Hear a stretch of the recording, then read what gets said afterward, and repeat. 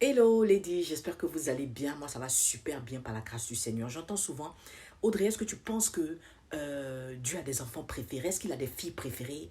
Moi, je vis depuis dans la sanctification, dans la consécration, mais j'ai pas encore, il m'a pas encore localisé pour la grâce du mariage, par exemple. Je vois mes copines qui sont mariées avant moi. Je vois autour de moi les gens se marient, mais moi, depuis rien ne se passe. Le gars, même, je comprends pas. Ma situation maritale, ma situation amoureuse est compliquée, toutes ces choses. Vous savez, Dieu prend tellement l'institution du mariage au sérieux, qui prend son temps pour te préparer avant de rentrer dans le mariage. C'est pour ça qu'on parle de pré-réussir mon mariage, pré-mariage, afin que Dieu travaille, comme je dis, dans un processus d'identité, que tu te connaisses toi-même, afin qu'il puisse travailler, t'enseigner sur la sexualité, et puis guérir définitivement aussi tes blessures intérieures. Mais je vais parler de deux personnages dans la Bible qui se sont mariés, mais de manière différente. Donc, vous voyez, les filles, vous avez beaucoup de tendance à parler, non, oh Seigneur, vraiment, localise-moi comme tu as localisé Esther. Je veux me marier comme Esther s'est mariée. Mais Esther, là, est-ce que tu sais que Dieu l'a préparé 10 mois? Je dis bien 10 mois avant qu'elle ne voie même le roi Assuérus. Mais pendant ce temps-là, qu'est-ce qui se passait? On la oignait d'huile, on lui donnait des conseils. Elle se préparait afin que le jour qu'elle va rencontrer le roi, là, elle soit la favorite. Est-ce que tu comprends? Dieu a mis des personnes autour d'elle, clés, pour l'enseigner avant de rentrer dans son mariage, avant de rencontrer son conjoint, avant de rencontrer son mari. Tu comprends, non? Mais le processus de Ruth a été différent. Donc, on voit Esther. Tout le monde parle du mariage d'Esther. Elle s'est mariée comme si. Mais c'était une jeune fille. Elle était orpheline. Elle était à la maison de son oncle. Et puis, Dieu merci, on a organisé un concours de Miss dans la ville. Parce que, bien évidemment, la reine Vasti a fait une gaffe. Et le roi a décidé de choisir. Alors maintenant, on va étudier le cas de Ruth. Donc, c'est deux filles dans la Bible. Deux jeunes filles. Une jeune orpheline. Et la deuxième, elle n'était pas si jeune que ça. Parce que la Bible dit qu'elle était veuve. Et que son mari et puis sa famille, là, ils sont arrivés là-bas il y a 10 ans de cela. Donc, Ruth était un peu plus âgée que Esther. Donc, voilà deux femmes que Dieu a décidé de visiter avec la grâce du mariage, mais qui a une histoire différente, qui a un processus différent et une préparation différente. Donc, ton histoire et l'histoire de ta soeur qui s'est mariée avant toi ou de ton ami qui s'est marié avant toi est différente. Et Dieu va travailler avec toi d'une manière différente. Il faut que ça reste dans ta tête. Le pré-mariage, là, le processus de pré-mariage, avant de rentrer dans le mariage, Dieu opère comme il veut, avec qui il veut. Vous voyez, Ruth, la Bible dit que c'est Naomi qui a été son coach.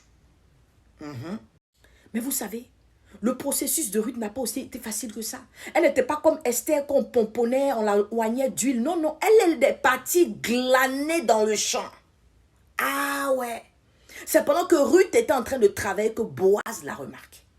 Vous voyez comment les histoires sont différentes.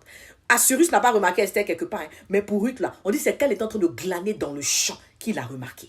Qu'elle est rentrée chez elle à la maison, elle a expliqué la situation à sa belle-mère.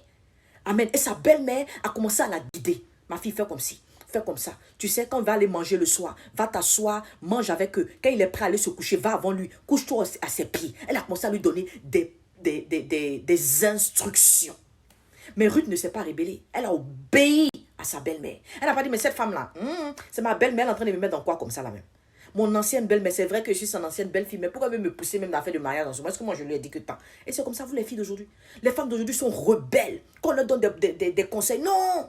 On connaît tout, on sait tout, on voit tout.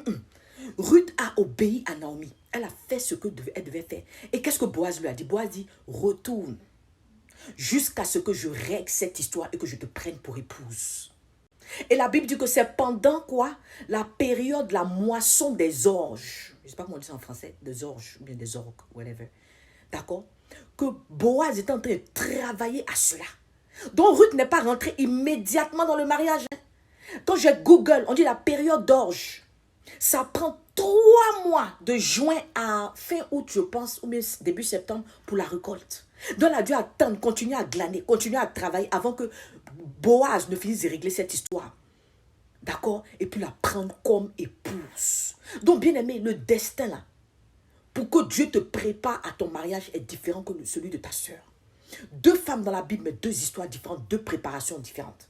C'est pour ça que je prie pour que Dieu te prépare dans ta période de pré-mariage sois attentive. D'accord? Dans ta période de pré-mariage, sois obéissante. Écoute les conseils. Dans ta période de pré-mariage, cultive-toi. Lis. Suis des formations. Va à des conférences qui parlent de mariage. D'accord?